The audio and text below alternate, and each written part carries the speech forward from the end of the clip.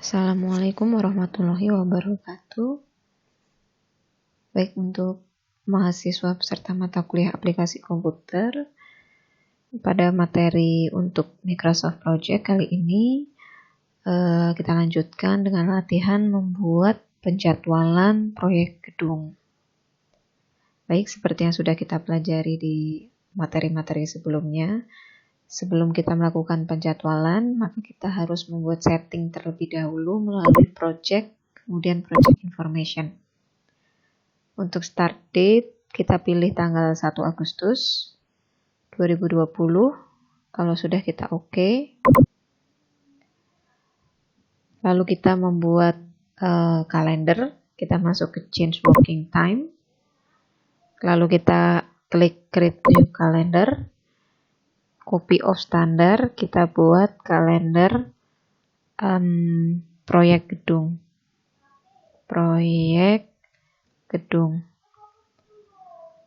Kalau sudah, kita oke. Lalu kita masuk tab work week yang di bawah. Nah, kita klik detail. Untuk proyek ini jam kerjanya hari Senin sampai Jumat mengikuti kalender standar. Jadi jam 8 sampai jam 5 sore dengan istirahat 1 jam. Lalu yang hari Sabtu kita buat masuk setengah hari, jam 8 sampai jam 12. Jam 8 sampai jam 12. Kita oke. Terus di tab exception, kita klik, kita masukkan hari-hari pengecualian. Kita cek untuk mulai tanggal 1 Agustus. Tanggal 1 Agustus ini, tanggal merahnya adalah tanggal 17 Agustus. 17 Agustus ini adalah hari kemerdekaan RI. Hari kemerdekaan RI. Ini ya, dan 1 hari.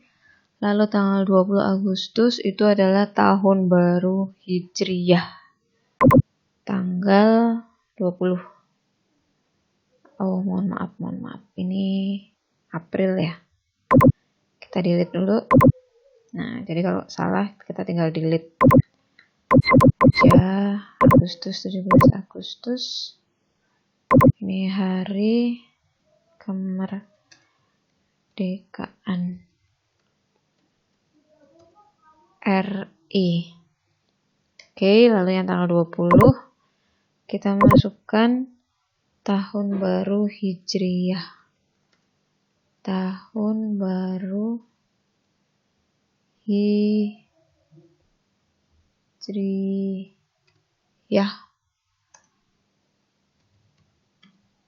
Oke. Lalu kita cek lagi untuk bulan September. Nggak ada tanggal merah. Bulan Oktober, tanggal 29 Oktober. 29 Oktober ini hari Maulid Nabi ya. Libur Maulid Nabi Muhammad. Nah, oke, sudah cukup. Kalau sudah, kita oke. Sekarang kita sudah membuat kalender. Lalu kita apply di sini. Masuk project information, lalu kalender kita pilih yang proyek gedung. Kalau sudah, kita oke. Baik, lalu kita mulai masukkan penjadwalan ini. Untuk pekerjaan pertama itu adalah pekerjaan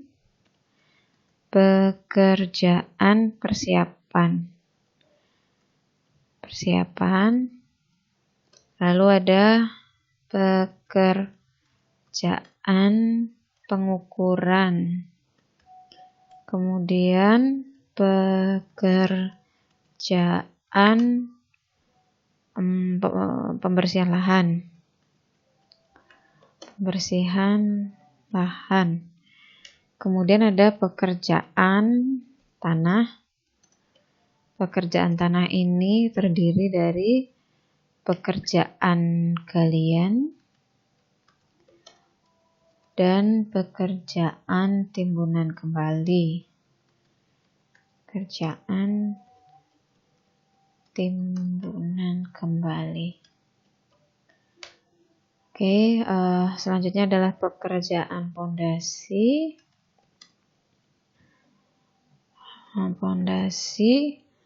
Lalu pekerjaan struktur. Untuk pekerjaan struktur, ini di dalamnya ada, kita mulai dari sloof, kemudian kolom, balok, kemudian ring bulk, tangga.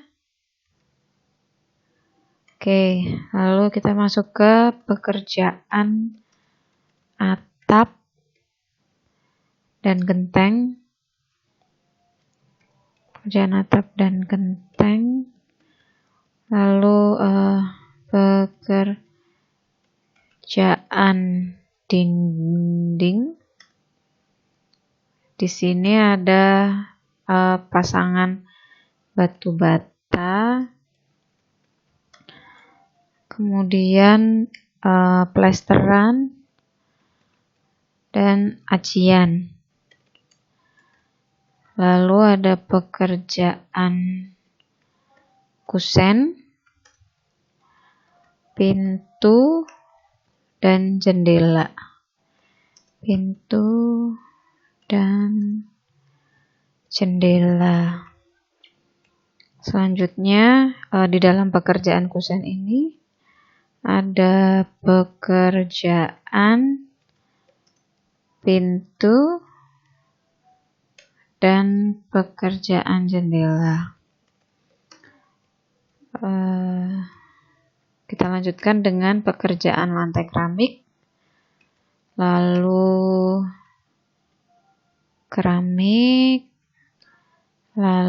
pekerjaan sanitasi,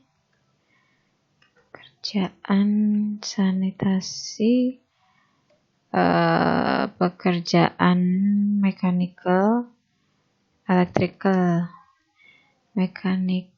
and electrical, lalu pekerjaan pengecatan.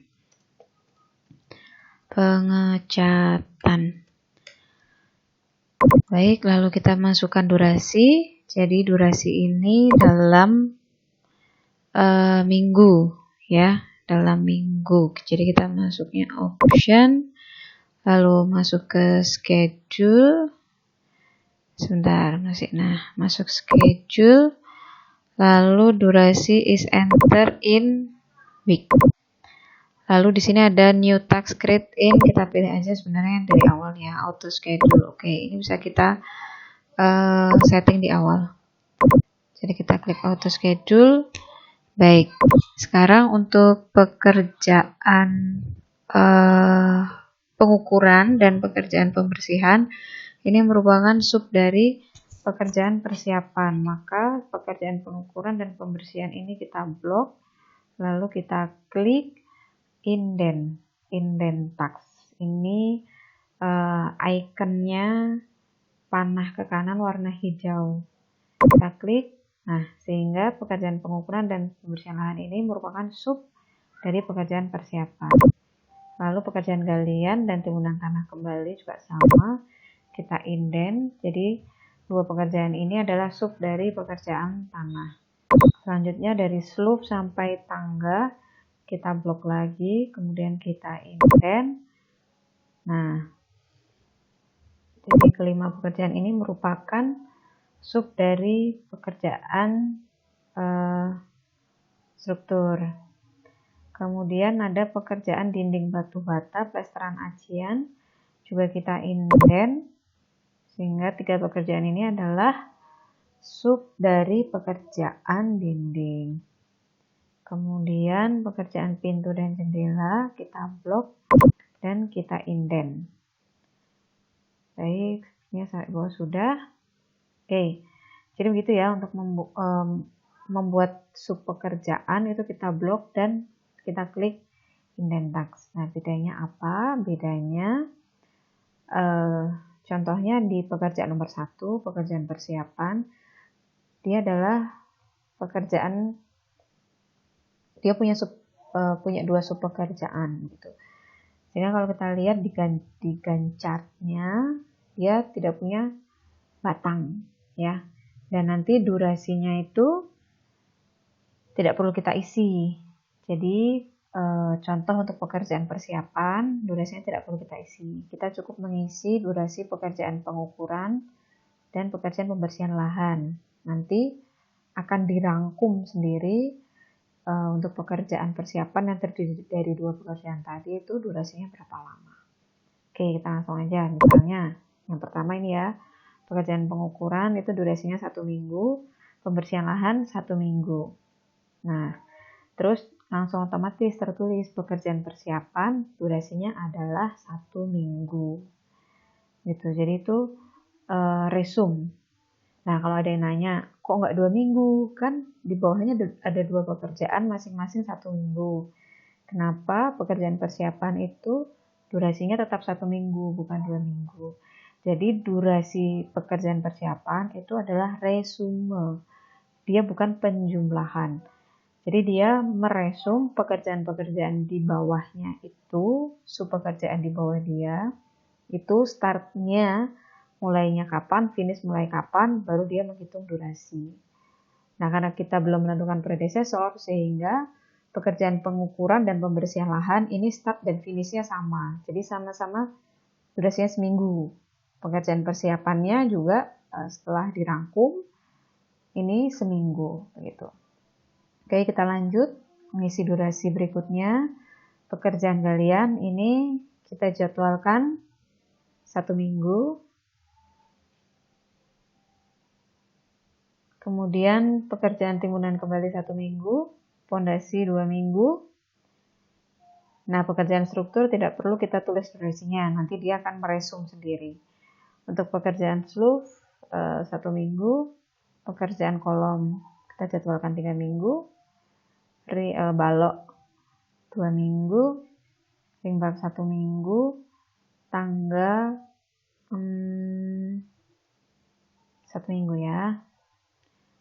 Terus kita lanjut ke bawah. Untuk pekerjaan atap ini kita jadwalkan 2 minggu, pasangan batu bata 3 minggu, plesteran 2 minggu, acian 2 minggu. Kemudian pintu 2 minggu, jendela juga 2 minggu, keramik 2 minggu, sanitasi 1 minggu, mechanical electrical 1 minggu, pengecatan 2 minggu.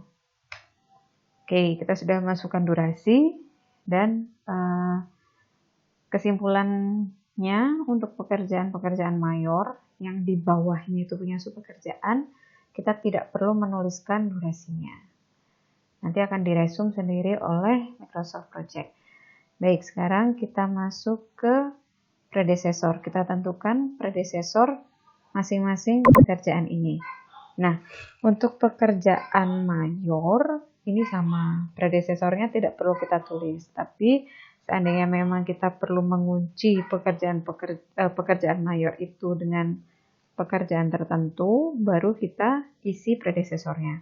Jadi kalau kita lihat di sini pekerjaan nomor 1, nomor 4, nomor 8, dan 15 ini merupakan pekerjaan-pekerjaan mayor, sehingga predecessornya tidak perlu kita tulis. Baik, sekarang untuk pekerjaan pengukuran, karena ini dilakukan pertama kali, dia pekerjaan pendahulu sehingga dia tidak punya predecessor.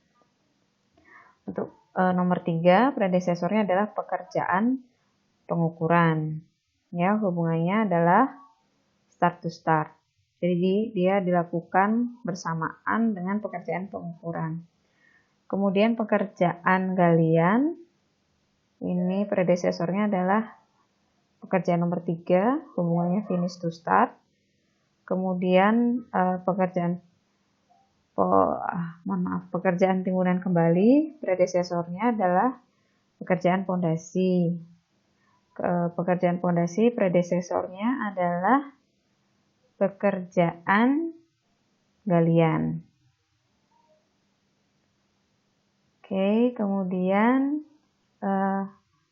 slough, pekerjaan slough ini predesesornya adalah timbunan kembali. Kemudian pekerjaan kolom, untuk pekerjaan kolom ini predesesornya adalah pekerjaan slough. Kemudian pekerjaan balok, predesesornya adalah pekerjaan kolom. Kemudian pekerjaan rimba, predesesornya adalah pekerjaan tangga. Pekerjaan tangga, predesesornya adalah pekerjaan kolom, hubungannya finish to finish, dan pekerjaan balok. Nah, kalau kita lihat di pekerjaan tangga, ya di sini ada 2 predesesor. Jadi kalau ada satu pekerjaan yang dia punya keterkaitan dengan pekerjaan lain yang jumlahnya lebih dari 1, artinya pekerjaan itu boleh kita beri predesesor lebih dari 1 sesuai hubungan keterkaitan antar pekerjaannya. Gitu. Nah, untuk mengisi predesesor apabila dia itu lebih dari 1, itu bisa dengan cara seperti ini. Jadi kita tulis titik koma. Tapi kalau ternyata di komputer atau laptop kita itu nggak bisa gitu ya, error, berarti kita pakainya koma. Jadi itu adalah settingan di komputer atau laptop masing-masing. Contoh di pekerjaan nomor 13, kalau laptop dan komputernya settingannya pakai koma, berarti kita tulisnya 10FF,11 gitu. Ya, baik, kita lanjut. Ya. Selanjutnya nomor pekerjaan atap. Ya, pekerjaan atap ini predesesornya adalah pekerjaan nomor 12, timbal. Kemudian pekerjaan pasangan batu bata. Nah, pekerjaan pasangan batu bata ini kita lakukan, kita mulai ketika pekerjaan kolom itu sudah berlangsung 2 minggu. Ya. Kemudian pekerjaan plesteran ini ketika pekerjaan pasangan batu bata 1 minggu sebelum dia selesai, kita mulai. Pekerjaan acian juga ini 1 minggu sebelum plesteran selesai, itu kita mulai. Baik, lalu selanjutnya pekerjaan pintu. Ya, pekerjaan pintu ini predesesornya adalah pasangan batu bata ya. Pekerjaan pasangan batu bata ini dimulai 2 minggu, maka pekerjaan pintu sudah bisa dimulai. Kemudian pekerjaan jendela ini dikerjakan bersamaan mulainya dengan pekerjaan pintu. Selanjutnya pekerjaan keramik. Pekerjaan keramik ini dimulai bersamaan dengan pekerjaan jendela. Kemudian pekerjaan sanitasi dimulai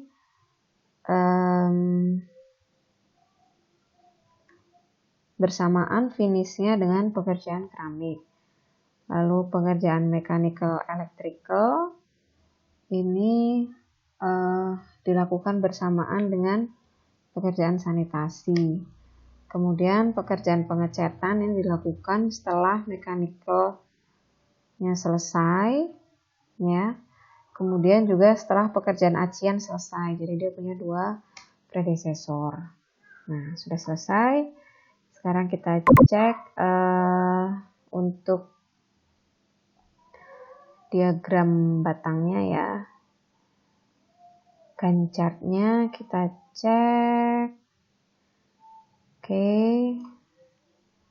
Nah, ini bisa kita zoom out, zoom in ya. Untuk gancar ini caranya kita klik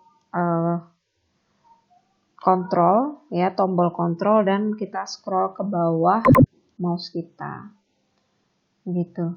Oke, baik. Pekerjaan atap ini nomor 14 kita kunci di sini saja ya. Jadi pengecatan itu setelah semuanya selesai. Jadi ini termasuk pekerjaan atap ya. Pekerjaan atap adalah nomor 14. Oke. Nah, setelah semua betul-betul selesai baru dilakukan pekerjaan pengecatan seperti itu. Nah, dengan begini kita sudah selesai membuat latihan untuk membuat penjadwalan proyek gedung. Nah, sudah selesai. Lalu selanjutnya kita mau melihat proyek kita ini durasi totalnya berapa lama. Kita masuk ke tab format. Lalu kita klik project summary task yang di kanan atas. Project summary task. Ya, terus kita lihat dia totalnya adalah 17 minggu. Jadi proyek kita ini total durasinya adalah 17 minggu. Nah, di atas project summary task tadi ada outline number, bisa kita klik juga. Di sini nanti akan muncul numberingnya. Contoh pekerjaan nomor 1, dia punya 2 subpekerjaan, berarti pekerjaannya 1.1 dan 1.2 gitu. Itu munculnya di outline number. Begitu. Selamat berlatih. Oh ya, jangan lupa kalau sudah selesai berlatih kita save ya. Kita save dulu. Nah, ini terserah kita ya. Kita mau menamakan apa gitu. Jadi kita save-nya di sini. Baik, terima kasih. Semoga video ini bermanfaat. Jangan lupa terus berlatih. Saya tutup. Wassalamualaikum warahmatullahi wabarakatuh.